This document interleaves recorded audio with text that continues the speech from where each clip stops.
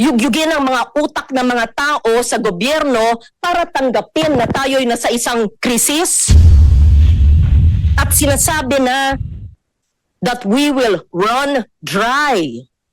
Pakipaliwanag po para maintindihan, mapondohan, nandiyan ang chair ng finance, para ang ibang ahensya ng gobyerno ay maghanda pa at masyado pang gipitin ang belt tightening sa paghahanda.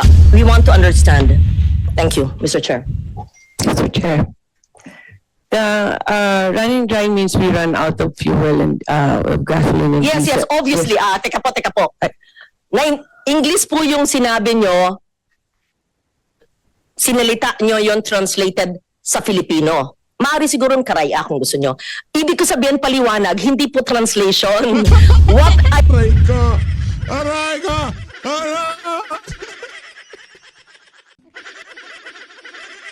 I mean, what I want the DOE to say is the implications.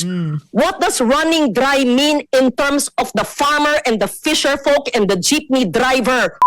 Nako, ito na ho ang pinakaabangan na lahat.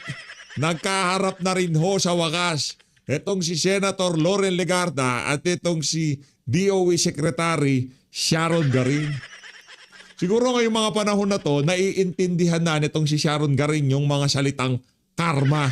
Karma ho yan mga kababayan. Kung naaalala nyo, parang nung nakaraang buwan lang ho, ang DOE walang humpay ang pagbanat dito kay Congressman Leandro Legarda Libiste. Pinagmumulta ho siya ng bilyones. Dahil daw dun sa mga kuryenteng hindi niya na-deliver. Ngayon mga kababayan, iba na usapan. Iba na usapan dito. Si Sharon Garin na ho ngayon ang sinisingil ng sambayan ng Pilipino. Bakit nga ba nag-skyrocket ang presyo ng mga produktong petrolyo? Ano na ho bang nangyari dyan? Secretary Sharon Garin, kapatid ni Janet Garin. Okay, naiintindihan nyo na bakit todo-todo sa pagpapakaaso itong si Janet Garin dito sa administrasyon. Kasi pinahawakan ng isa sa pinakamapera, maraming kakurakutan na ahensya ang kanyang kapatid, Department of Energy. Pero bago yan, sa like at sa subscribe. Masaya na ho tayo dyan at sa mga gusto sumali sa ating community, yung join button, nandyan lang ho sa baba. Diba? Ngayon na makikita nitong si Secretary Sharon Garin na umiikot lang ang mundo. Mga angas yun nung nagdaang buwan Yung tipong porket nagsalita lang itong si Congressman Lian, kaugnay doon sa pagpunta nitong si Adrian Bersamin. Binigyan siya ng kanyang affidavit, binigyan ng mga dokumento, binigyan ng kung ano-ano. Bigla-bigla pinagmumulta ho itong si Congressman Libiste. Doon daw sa mga kuryenteng hindi niya na-deliver. Pambihira. Ngayon, eto ho, panoorin ho natin ang pagtatanong. Netong si Senator Loren Legarda na di umano na-deliveran din naman. Yan ang hirap Anak ng tawa, sa magkabilang pahaning, ang dami ho nilang mga kalukuhan Kahit kanino tayo humarap tayo sa mga Legarda, humarap tayo sa mga Garin, sa mga Marcos. Tanging Duterte lang ho talaga ang walang bahid, ika nga. Talagang ang kanilang ginawa, para siya kabubuti ng nakakarami. Especially itong si dating Pangulong Rodrigo Duterte. Kaya kada video natin ngayon, pinapalakpakan ho natin itong si Tatay Digong. Rekta ho tayo sa hearing dyan sa Senado. Game! Regulation. Kasi, in the regulation po kasi is dictated Nako, Senator Rodante Marcoleta, tuloy-tuloy pala ligaya. the market forces. Wala naman pong problema doon Ang sinasabi ko, Singapore offers this is the market-driven price now. Nakalagay po rito either FOB or CIF nandito. So anong pinagbabasihan nila? Yun ang tinatanong ko, bakit after 2 weeks sumikat ng 120%? Which is not only arbitrary, parang very highly unusual na mangyayari yon. So tinatanong natin, helpless ba ang gobyerno na kung ano yung sinabi ng let's say, oil company, yun na yun? Wala ba tayong man lang na initiative that tama ba? Is it dictated purely by market? Baka hindi. Pag nireview natin ang market, hindi So papayag sila, teka muna, deregulated tayo. The regulation is based on the dictates of free market. So hindi mo sinunod. So sinasabi lang natin, Ito yung merkado eh. Sumunod ka sa merkado. We're not trying to control you. Hindi ka namin nire-regulate. But you have to follow the market trend. Meron tayong PCC, Philippine Competition Commission. Pwede naman siyang pumasok po dito eh, para makita niya ang competition kasi is also market-driven. So wala po akong nakikita na inconsistent dito in order to protect the interest of the country. I don't think DOE is helpless. Hindi po pwede yung 55 pesos after barely 2 weeks, naging 121 pesos. Wala man lang tayong check. Meron na, nag-check nga po ako eh. Sarili ko na lang po para makita po natin talaga because I really cannot believe na lumundag siya ng napakalaking ganon. Unless na kumukuha sila sa Strait of Hormuz talaga. Wala, hindi naman po pwede yun. Mr. Chair, Yes, Secretary Green. Nako, as per international, Garin, ayaw mo pa bang magpahinga? Ayaw mo pa bang magpahinga? Yan ang problema. Sa totoo lang wala ka namang talagang kasalanan. Ang mindset lang talaga kasi nitong mga gabinete ni Marcos Jr. Smooth sailing. Business as usual. Ba? Kung merong konting kakurakutan dito, konting pagnanakaw doon, konting kickback dito, ganun lang naman gusto nilang mangyari. Kaya pagka merong ganitong issue na lumalantad, issue nangyayari na gera sa Middle East, kailangan evacuate ang ganito, kailangan bigyan ng ayuda yung ganyan, nagmamahal ang presyo ng ganito, ganyan, doon ho sila nagkakahindot-hindot. Kasi hindi naman ho talaga trabaho ang pinunta nila dyan sa mga ahensya na yan. Magpakatotoo lang tayo ha, hindi trabaho ang pinunta nila dyan. Ang pinunta lang nila dyan, yung konting kickback dito, konting lagay doon, konting maleta dito, konting suhol dyan. Ganun lang naman ang gusto ng mga yan eh.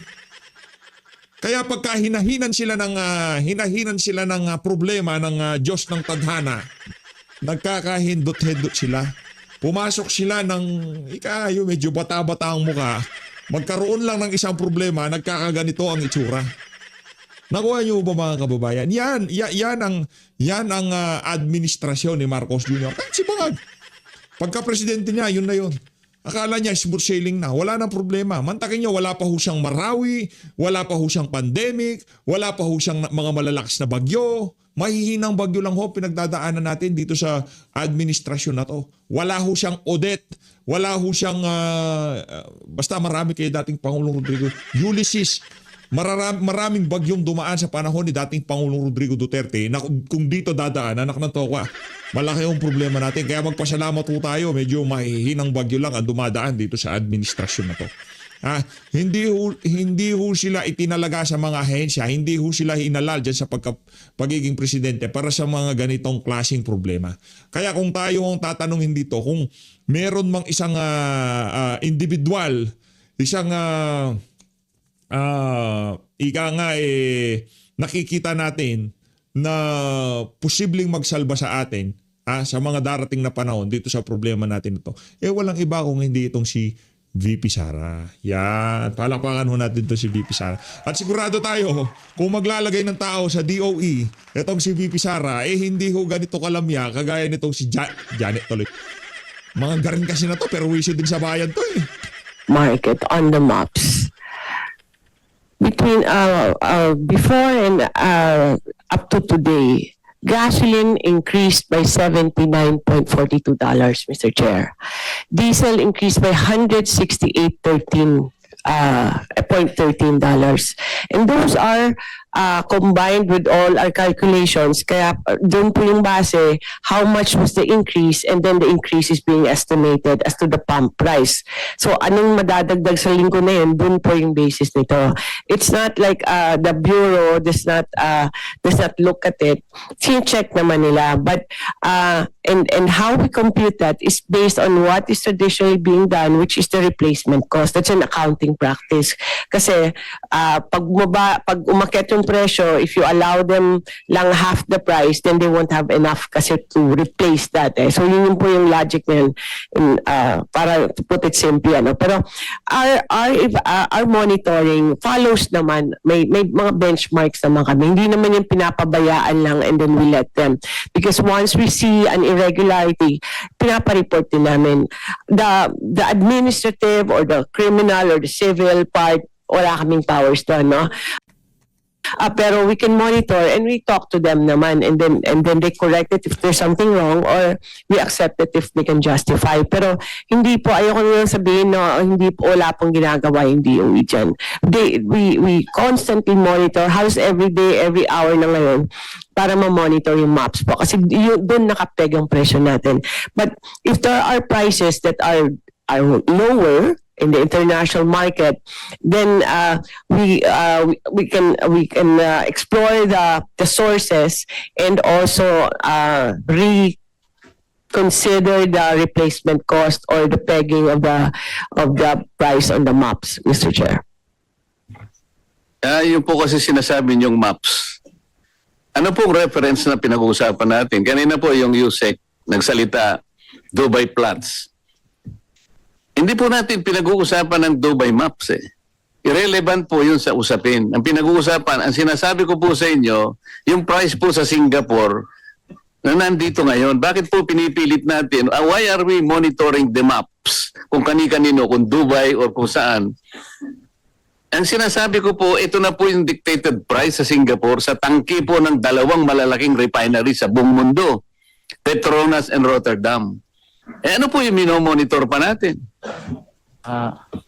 Mr. Chair, the MAPS is the best assessment for price discovery.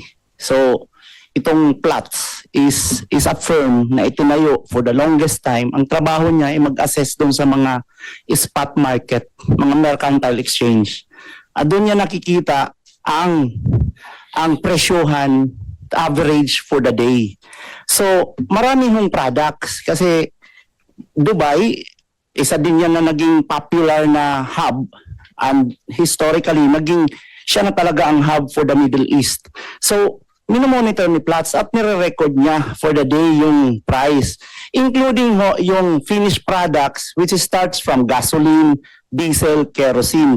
What our secretary mentioned na tumaas po ang gasoline in a matter of 3 weeks from $78 per barrel to $158 per barrel was the product itself, yung gasolina na po.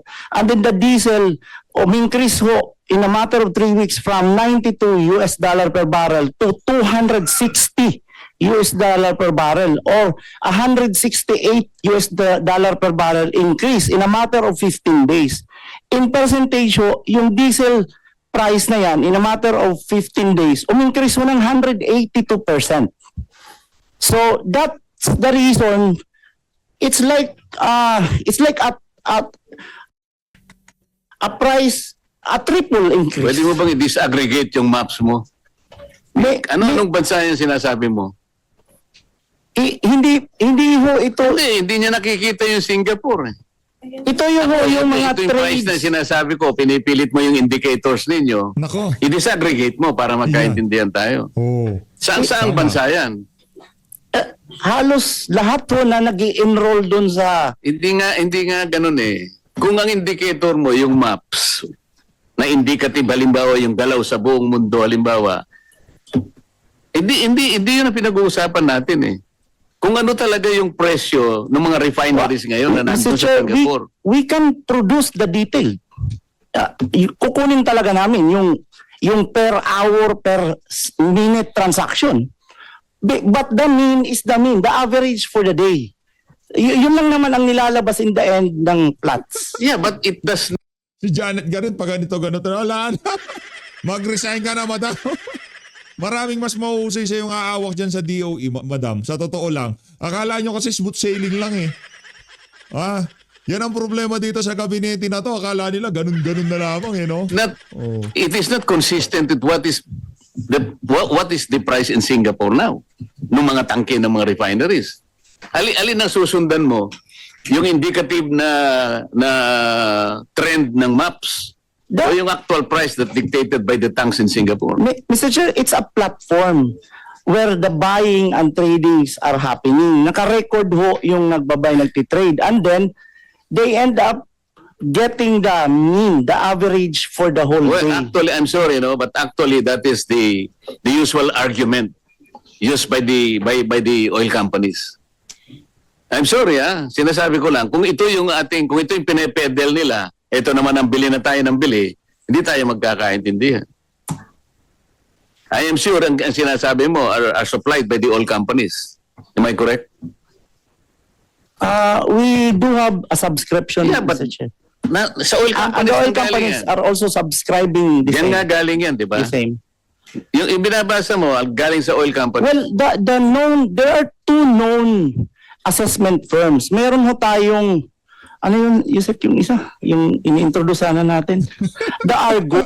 Ay, nako po. Janet, Sharon! Sakit sa headache na, Brad. Problema, yan. Di ba? Oh, asa si Sharon, asa si Janet. Patawag niyo si Janet.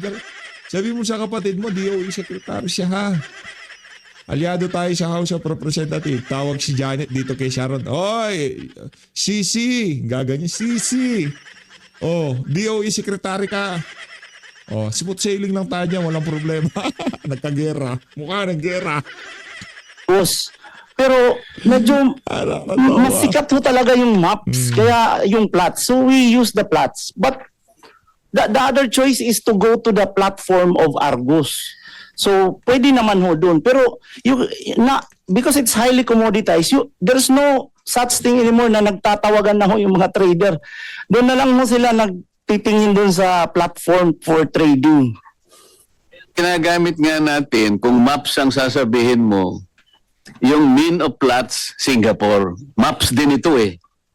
Hindi ko maintindihan ba't pinipilit nyo pa yung ibang maps. Singapore nga yung sinasabi ko eh. Ito yung reference natin eh. Right, Mr. Senator. Chair, we can get hold of the document so we can study the document. We'll recognize Senator Lauren, and thank you, Senator, for joining us again. I know that you have a lot of good insights and suggestions. So, maraming Thank salamat. you very much, Mr. Yan na. Chair, for Yan na. convening this very important crisis committee hearing. And yes, I came from the BARM Parliament Forum, and Senator Mig Subiri is there. Yes, I have a question for the DOE based on the pronouncements today. The DOE announced today that it is spending 20 billion pesos to buy 2 million barrels of diesel. But it was said in the hearing earlier, I was monitoring, that it's now 12 billion for 1 million barrels now that we are in a crisis. So pag yung 2 million barrels, so 24 billion, instead of having built a reserve before the crisis. So that's a fact. This came from the monitoring of the hearing and press statements today. The same 2 million barrels would have only cost 10 billion pesos instead of 24 billion because the DOE failed to build the buffer stock. The government needs an additional 14 billion on our oil stocks because we seemingly, correct me if I'm wrong, did not plan ahead. Other ASEAN governments, namely Vietnam, Thailand, Malaysia, it's a standard practice for them to stockpile oil even at a time when we are not in crisis, but the DOE did not and only started stockpiling oil when we are already in a crisis, unlike our ASEAN neighbors. So, may I hear from the DOE, Ayun na. what is the answer that we're scrambling now to buy emergency stocks at more than double the price than we would have paid before? Buying in an emergency, of course, costs more. Doble ang presyo. Bakit tayo hindi nag-stockpile gaya ng ating mga ASEAN neighbors at bakit ganito ang presyo ngayon? Obviously, because we are in a crisis. Why did the DOE fail in that respect? Or at least that is in my perspective. Mr. Chair. Go ahead, Secretary. Mr. Chair, due to the oil deregulation law, the stockpiling is now passed on to our private companies. That's how it has been practiced. Dahil sila na yung nagdinegosyo sa langis, dun din sila, DOE requires them a certain minimum level of stocks. DOE by itself does not have the funding for this because we only have 2.5 billion per year as a budget. It is actually now very expensive for if we do a stockpiling of 1 million barrels, good enough for 5 days, it's about 12 billion. We have the facility given by DBM for 20 billion. We are envisioning na hindi naman kailangan 24 kasi pagdating yan, kung meron tayong oil companies na may kulang na, then we can have them access the stocks para paikot-ikot lang siya. And this is in addition to hopefully that the oil companies are able to stock also their purchases. So ginagawa rin na nila yan. They're doing purchases and we have checked with them. They have confirmed incoming deliveries this week and next week, and they're working on their deliveries for April, Mr. Chair.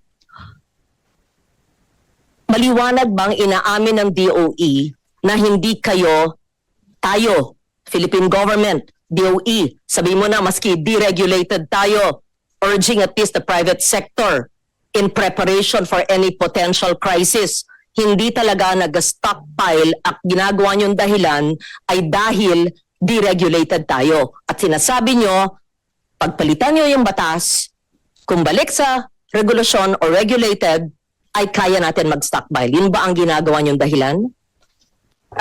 Mr. Chair, we haven't stockpiled. The government itself hasn't stockpiled for decades already.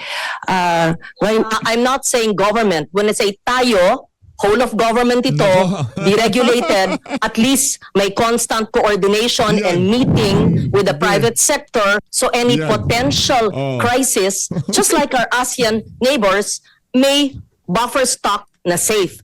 We're buying now at more than double what we could have bought for 10 billion because we did not stockpile. So I want to understand, is it all to be blamed because of the oil deregulation law enacted decades ago or dahil hindi naisip ng DOE and it failed in trying to anticipate possible crisis? It's a simple question. You don't need the technical experts. Mr. Chair, Aray mo. Oh. because of the oil deregulation law and also the privatization of this industry, the burden has shifted to the private. Now, the private, minomonitor po namin yan every week on their inventory. The requirement is actually 15 days. 15 days is just good enough para buffer for 2 weeks. Pero hindi mahirap din i-increase because of the capacity of their storage and also the price of the product. Kaya dun po nakapeg sa 15 days more or less. Pero now, lucky enough, they have enough for 3 times that, Mr. Chair.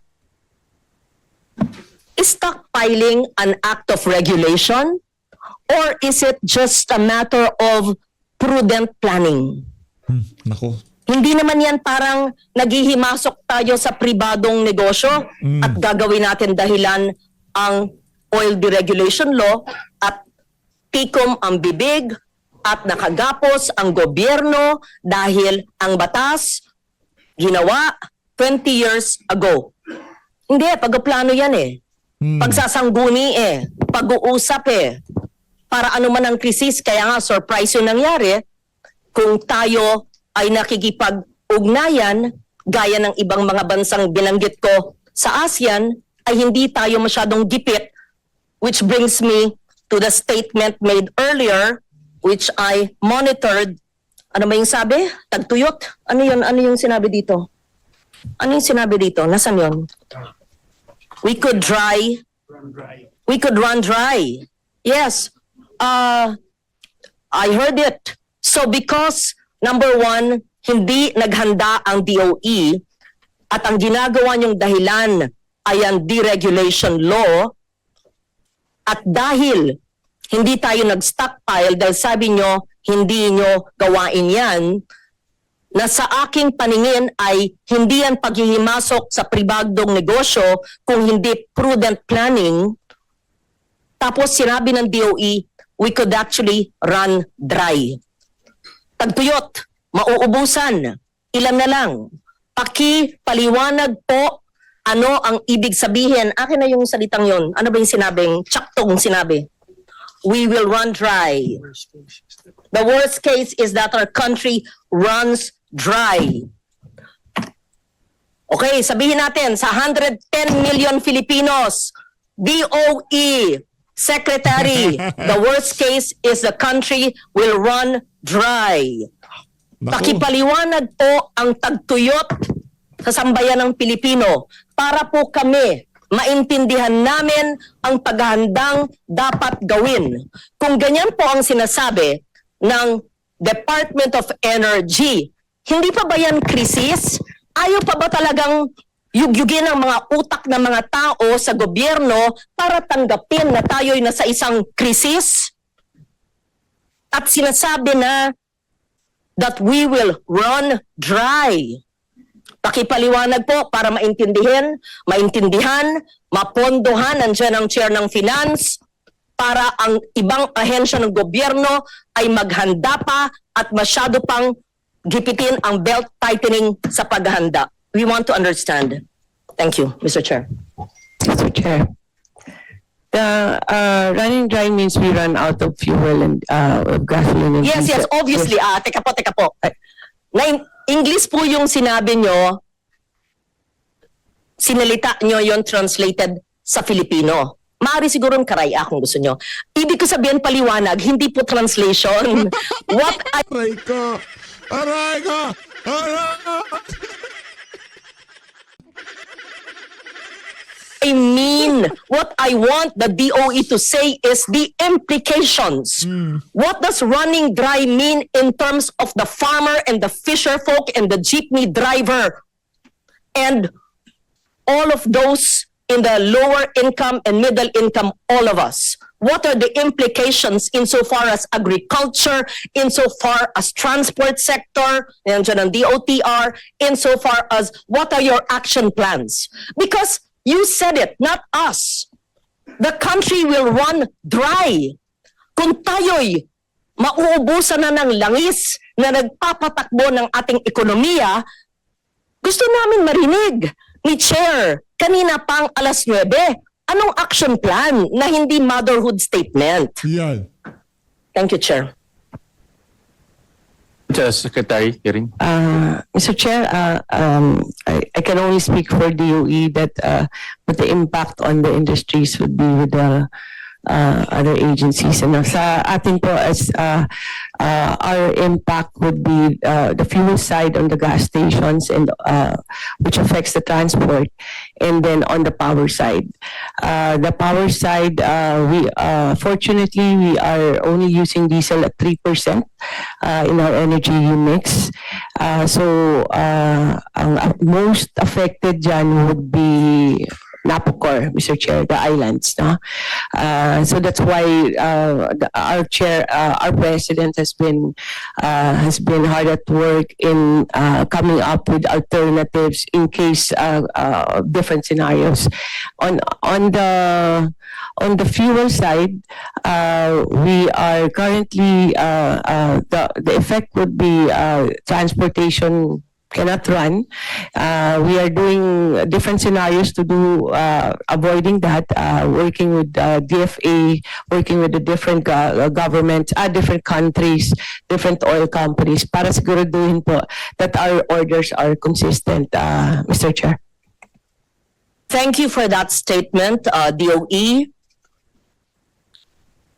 The worst case is that our country runs dry. tagtuyot ang Pilipinas base sa fuel. The implications, according to the DOE, transport will not run. Kung yan po ang mangyayari, isa lang yan sa implikasyon.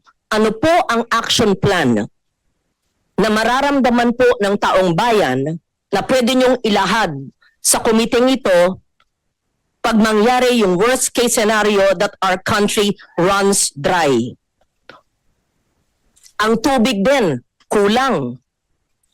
World Water Day nung isang araw, isa pang issue yan, tubig naman. The water will run dry sa Pilipinas. The country will run dry, worst case scenario, ayon sa DOE, and the transport sector will not run. Having said that, may this representation, Mr. Chair, ask the DOE, ano po ang inyong mungkahi at action plan? Dapat, worst case scenario palagi ang ating mindset. Ganon kami sa national security sa military. Palaging wargaming, worst case scenario. If the transport sector is not secure and will not run because the country will run dry, ano ang action plan ng DOE maliban sa sinabi nyo kaninang carpooling, work from home, Zoom with mayors? Ano pa po? Mr. Chair. On the inventory level, Mr. Chair, we're doing different scenarios and different contingency plans. Ang first off sa ngayon is we are talking to all the oil companies constantly and checking their inventory, making sure that meron tayong enough. Right now, even though we have enough for the next month, we are already working on the next batch. Kaya kinakausap na rin namin yung mga ministers ng iba't pang bansa and looking at PNOC, which hasn't been done before. PNOC, a government corporation, is also looking for alternative routes other than those getting from Middle East. So, yun po yung isang intervention namin na talagang pinupush makakuha, and PNOC is there just in case it gets too expensive na rin, or it is getting expensive.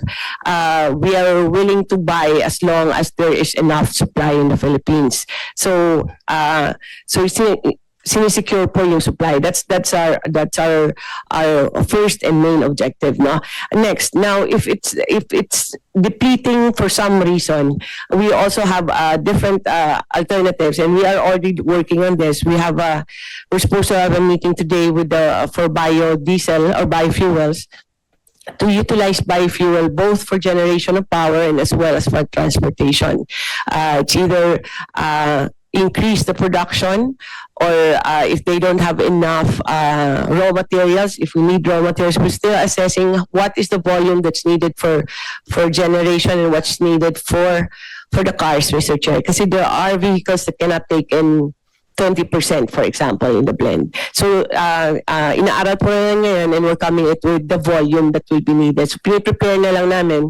The other intervention that we did just recently is, just in case, kung wala na talaga mga Euro 4, Euro 2 can help in the generation of power. That's also an option. And ang other, and then we're also ramping up the renewable energy. Meron pong mga projects na papasok pa lang December, so we're helping them. Target is to have them on grid na by April para pumasok na sila, para mabawasan yung pressure sa fuel, or kung hopefully matanggal siya sa power, doon na lang siya sa transportation. So that's what some of the interventions we are doing now para hindi po mangyari po yung worst case scenario natin. I'd like to quote the president today in an interview with Bloomberg. Several countries have already told our airlines they cannot fuel their aircraft, so they have to carry fuel there and back. Long haul is going to be a much more serious problem. These are the president's statements today, and it seems to be at odds, hindi po tugma sa sinabi po ng DOE na sinabi, but they have assured us they're okay. Ayon po sa DOE, we met them because we wanted to know if they need help in procuring, but they have assured us they're okay, Garin said. Ito po yung sa balita ngayon lang. Ayon po sa Pangulo ay may problema, long haul is going to be much serious problem. They have to carry fuel, but the DOE said they're okay. Kaya siguro walang sense of urgency. Apparently, ang iba sa gobyerno kasi we're okay. May I just be enlightened, please? Ano po ang tamang statement at tayo ba'y A-okay? O tayo ba ay posibleng mag-run dry? Ano ba ho talaga ang statement? Mr. Thank Chair. you, Mr. Chair. Our consultation is on their fuel, Mr. Chair. We have checked, we met last night at around 6 o'clock with Petron because they're the supplier, Cebu Pacific and PAL. They have a combination of suppliers, Petron, and also they import it on their own. As of yesterday, their inventory is around 38 days. 38 days, and they have confirmed. We asked them if they want us to help them procure additional fuel for the next month, meaning on May. They have already secured confirmation of their next order. I think it was South Korea, no? And what we will do is just follow it up with the G2G dialogue also to make sure that it comes in. So they have told us that as far as their fuel here is concerned, sufficient sila for the next 2 months, Mr. Chair. Thank you. Mr. President, Mr. Chair, ang gusto ko sanang marinig mula sa executive, pag ang DOE ay nagsabi na the country will run dry at tinanong natin sa ating crisis committee ano ang implications nito at ano yung action plan, ang gusto kong marinig sana, impact if we run dry. Ano? Transport stops. Ano ngayon ang action plan? The OTR. Food supply is disrupted. Ang ngayon ang action plan? DTI. Emergency services stalled. Ang ngayon ang gagawin ng DOH at iba't ibang ahensya ng gobyerno. Prices spike as they are doing now. Ano ngayon ang ginagawa nyo? DA at DTI. Agriculture gets hit, it's already hit, and farmers and fisher folks, despite being half of our population, only, tama ba yun, 44,000 na mabibigyan ng ayuda. Ano ba yun? GDP declines, anong gagawin? DepDev, DOF, etc. Ano ang gagawin natin? Health risks, wala bang DOH dito? Ganun sana ang ating gustong marinig mula sa gobyerno, sa executive, sa pagpulong na ito. Mula tayo ng alas 9, hindi masyadong mga motherhood statement. But having said that, I don't think they're prepared for that. Perhaps in the second hearing, they could be more prepared and not come late. Nako. Nako, yan na nga ba sinasabi natin. Pati yung pagdating nitong si Garin eh. Ba't ka nga naman kasi late? Talaga si Garin, oo. Sa kasi nagsusot eh. It was also stated Multa pa more. Multa pa mo. Ito si Garin kasi masyadong nagpakaaso kay kay Remulla. At kay Marcos Jr. Multa yan, bilyones. Multa yan. that the DOE is trying to cap profits. To cap profits. So pwede pala eh. Diba? Sinabi ba nyo yon? To cap profits. Why just now? Ano pa ang natuklasan sa nakaraang 4 na linggo ng DOE? Ano ba ang usual na margins ng mga kumpanya? At paano magkaka-adjust? Assuming you have the answer to that, kung di sila handa, Mr. Chair, ay maari nilang ibigay sa atin sa pangalawang hearing or after today kasi gusto natin aralin yung statement na they are looking to cut profits. Sino yung they? The private sector. O, ano ang natuklasan ng DOE sa inyong pagpupulong at investigasyon? Ano ba ang mga margin? We have to understand all that, and this applies to the queries of Senator Marcoleta. Mr. Chair. Mr. Chair. Go ahead. We don't have the power to cap profits, Mr. Chair, right now. But the discussion was about what are the, I think Honorable Senator Ontiveros was asking what could be possible changes that we would suggest in the amendment or overhaul of the all the regulation law. The current system is there are several parts of the supply chain until it gets to the gas stations, and at this there is a difference, a huge difference between a gas station in, let's say, in a town in Mindanao and in NCR, and that's what we want to explore the possibility of that in times of emergency or in times of like this, there has to be a certain limitation para hindi masyado mabigat po sa mga consumers natin. I go back to the airplane question. Kasi binabasa ko yung news. Wina-warning ni Pangulo na grounding planes due to fuel shortage is a possibility. Pero sabi naman ng DOE, hindi raw. So gusto kong malaman ang totoo. Kung accurate ba yung sinabi ni Presidente that airplanes will be grounded or not? Huwag na yung masalimuot na sagot. Magaground ba? At ito ba'y distinct possibility? Maski ba distinct por posibilidad? Kasi sinabi ni Pangulo na maaring the planes will be grounded. Pero sabi naman ng DOE, hindi, it's okay. So, problema ba? May posibilidad ba? Or wala naman palang problema, iparating nyo sa Office of the President. Maraming gusto kong maintindihan dahil iba yung nababasa ko sa news, iba yung naririnig ko sa hearing, Mr. Chair. Mr. Chair, last night, it was 6 o'clock, they confirmed to us that meron siyang fuel. So if it's because of fuel, it will not be grounded. Maybe on the price or a commercial decision on their part. Pero yung availability dito sa Pilipinas, meron pong fuel, yung jet fuel yung ating mga airlines. Okay.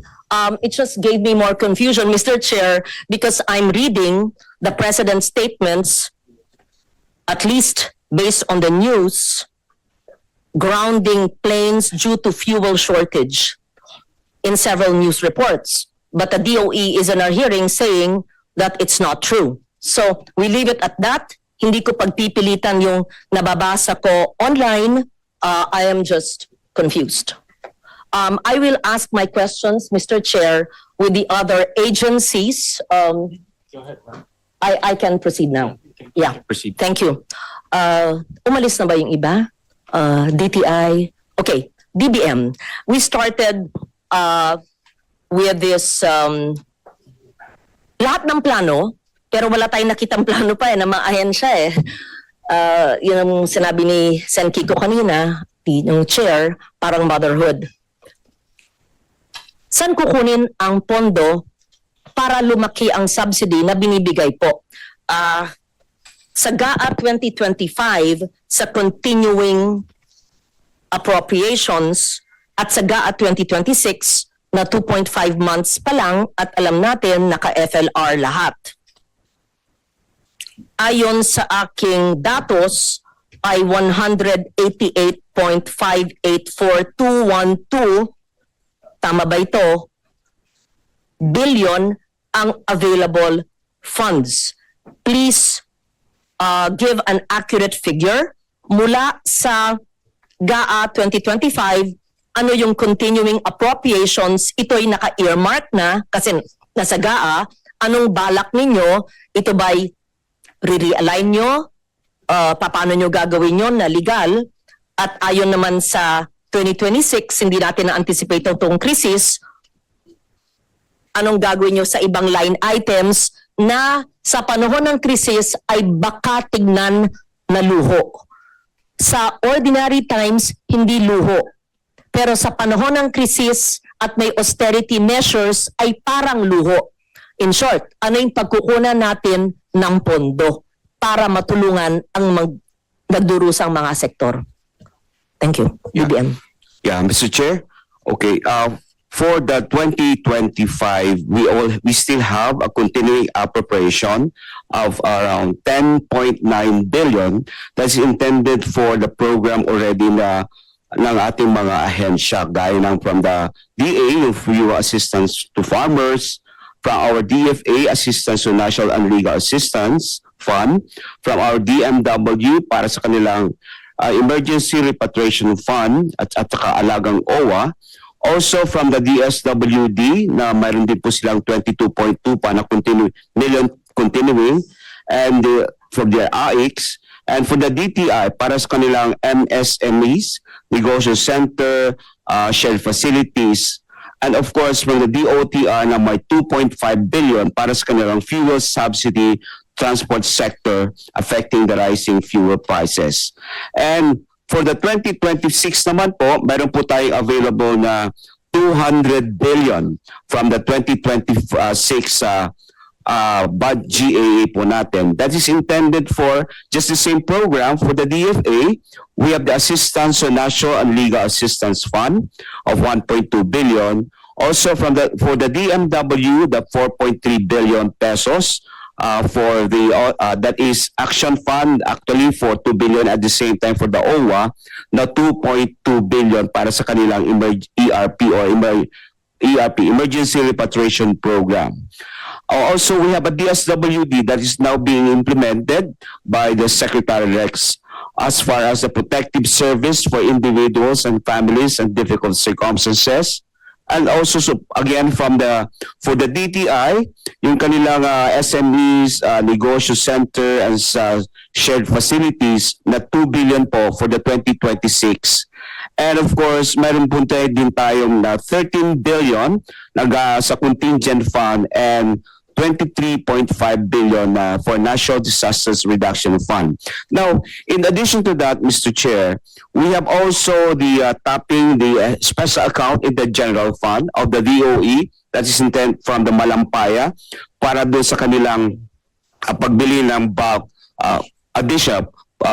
bulk purchases of oil. So that is around 20 billion, which is already submitted to us the request for the release of this fund. Okay, now I haven't mentioned there yet also is from the 2026 GAA, the 10 billion para doon sa kanila for the DA, which is the Presidential Assistance to Farmers and Fisher Folk, that is 10 billion. We also have the DOH MAIP, this is 51.6 billion, and the 2026 Dole to PAD program of 21.28 billion. So a total, Mr. Chair, we have around 230 billion pesos to support this sa ating or possible sources for in times of crisis of war. So Salamat. Ito po ay na-budgetan natin sa Yes, GAA 2026 under normal circumstances. Yes. Siyempre, hindi natin anticipate ito. So, anong bagong action item or emergency Okay. measure ang ating ginagawa? Ano ang kakaltasan nyo na lump sum kung meron Okay. o confidential fund Okay. na ililipat nyo para po ma-augment ang Alright. subsidiya o tulong sa tao? yeah, Mr. Chair. Given the issuance of the Memorandum Circular Number 114 dated March 6, 2026, we also looking at government expenses that we can look at to probably lower the what you call the non-essential maintenance and other operating expenses, the MOE. Basically, that includes the travel expenses, training and scholarship, supplies and materials, utility expenses, representation expenses, and other MOE. So, ang aming, based on our estimate, we're looking at around 12.1 billion to 24.2 billion cost reduction from the efficiency measure. Yes, Mr. Chair. Agree ako sa lahat ng sinabi nyo. Wag naman ng scholarship. Ay, Parang mali yata. Sinabi nyo, tatanggalin ng scholarship. Kakapasa lang namin nung tertiary education subsidy na LEDAC measure sa CHED. Wag naman po. Yes, Madam Chair, Oo. Mr. Chair. Siguro yung mga travel. Yes. Yung mga excessive travel, di ba? Oo eh. May mga ganun eh. Excessive travel.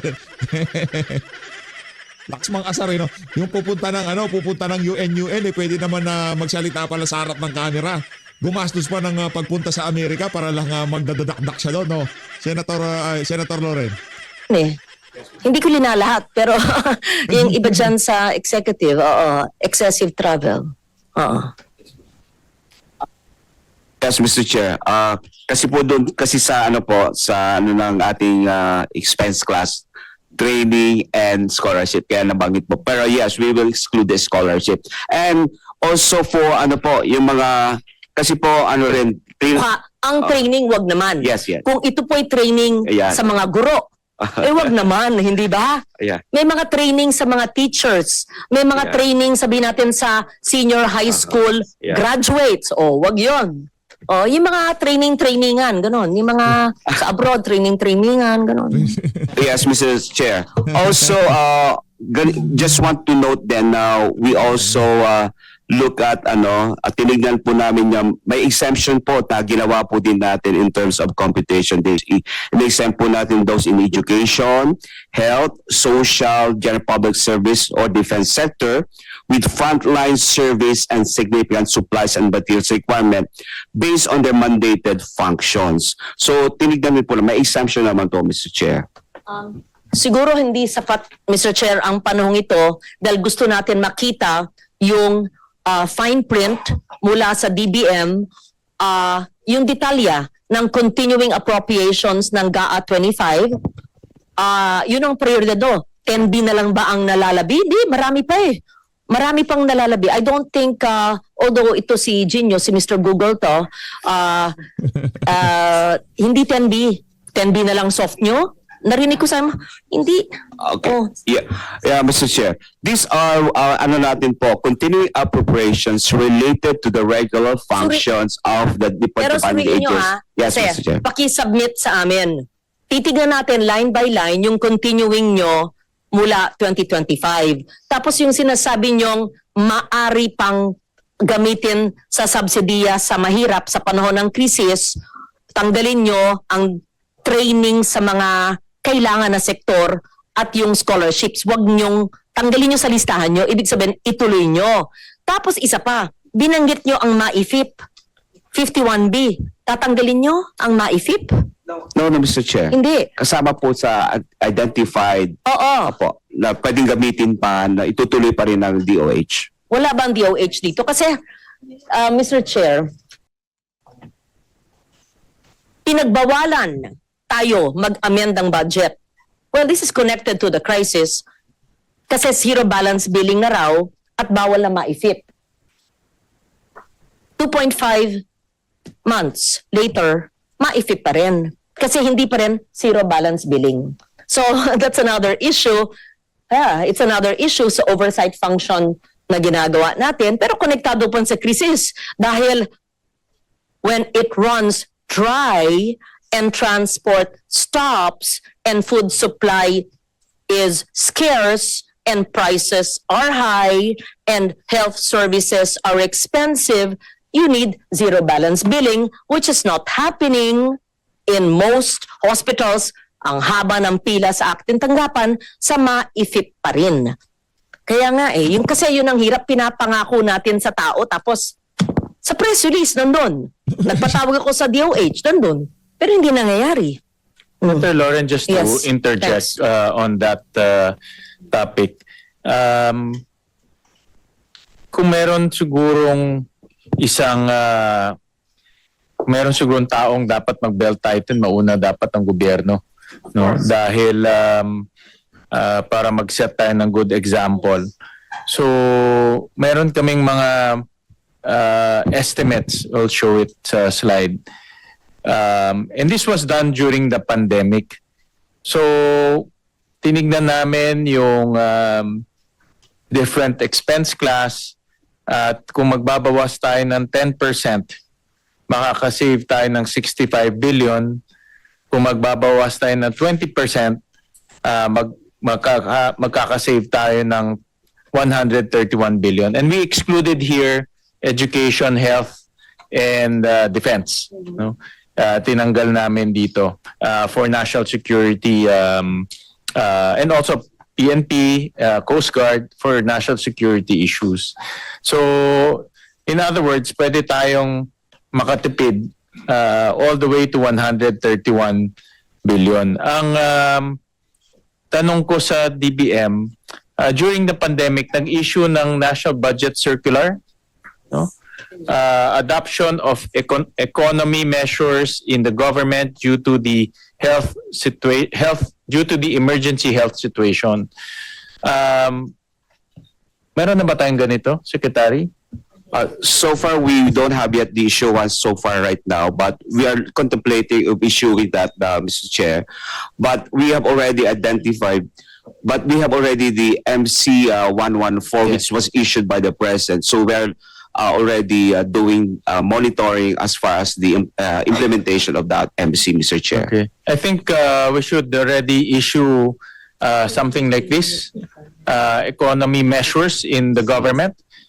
This will trigger savings and wise and judicious spending among government offices at makakasave tayo dito up to 131 billion pesos. No? So, and this is in line kasi we are expecting that the excise tax will be suspended. No? So pag nag-suspend ng excise tax, kailangan maghanap tayo ng mga items na pwede nating ipalit doon inside the budget. No?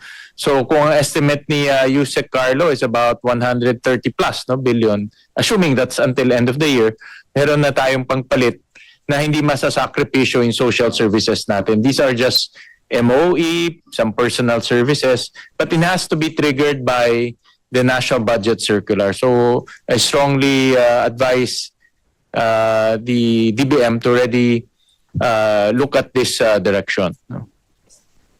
Maybe we can submit that to them. Thank you, Chair, for doing this. As always, you're proactive. We can submit it to them. This is similar to what we did yung CMPD, di ba? Binaba natin yung cost of materials. Ito rin, we're helping them look at savings from agencies na maaring pagkuhanan. Yeah. So maybe this, and then give us the GAA 2025 remaining, the continuing, and then yung pagkukuhanan nyo ng 2026. And also please, pakibigay nyo sa committee lahat ng LGSF na pinangako nyo sa LGUs. Was that during the crisis already? Like a month ago, right? Nag-roll out kayo Marami. Oo. Kasi baka nangako kayo, tapos wala na naman, hanggang saron na naman, tatakbo sa amin yung mga yon. Para din pag humihingi sa amin, alam namin na bigyan na ng executive.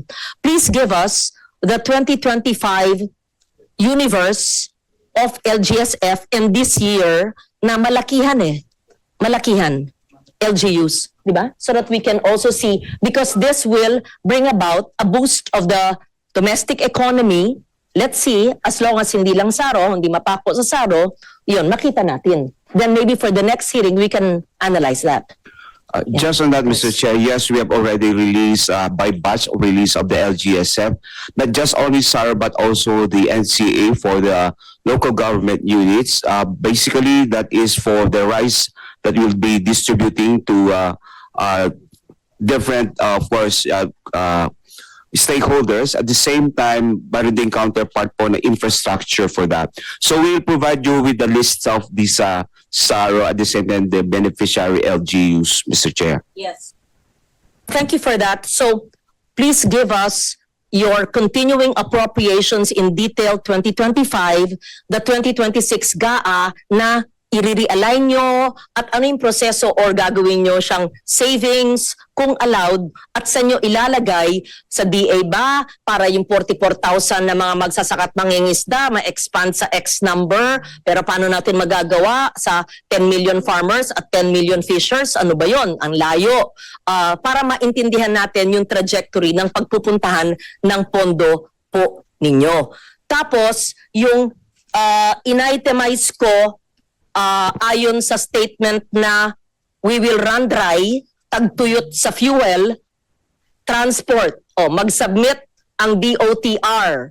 Anong gagawin? When transport stops, ano? Hindi yan ang galing po sa amin sa DOE nang galing yan. Okay, DA, Sec Laurel was seated there earlier, but ano pa? Kasi puro motherhood yung amin. And never mind, it's the first hearing. Pero we wanted to see more urgent and on-the-ground action plan. And so on and so forth sa bawat agency.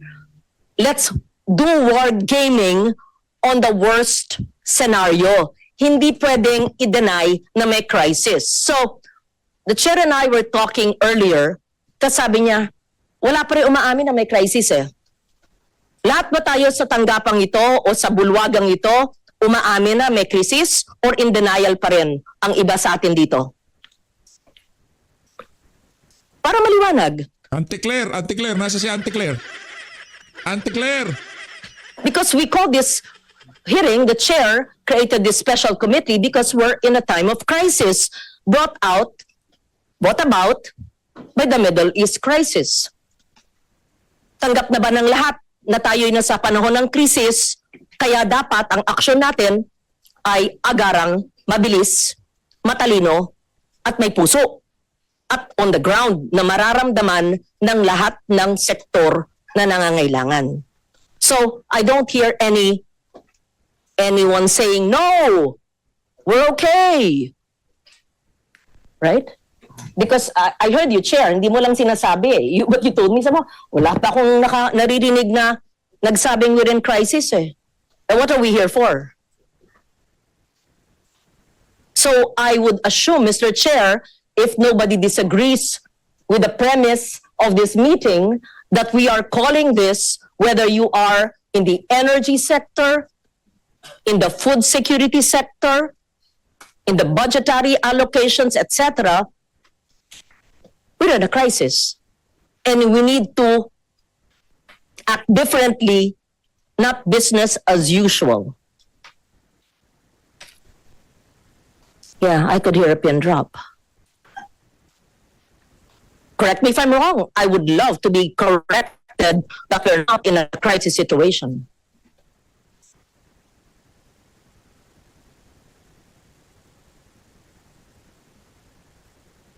Sagot! Oh, maliwanag po in the LGSF because this is important for us to monitor the oversight function of the Finance Committee, even if the amendments for LGSF was not based from a senator's amendment, binigay ng executive diretso sa LGU, makita namin, ma-monitor, pati implementation. Yes, Mr. Yes. Chair, we will provide.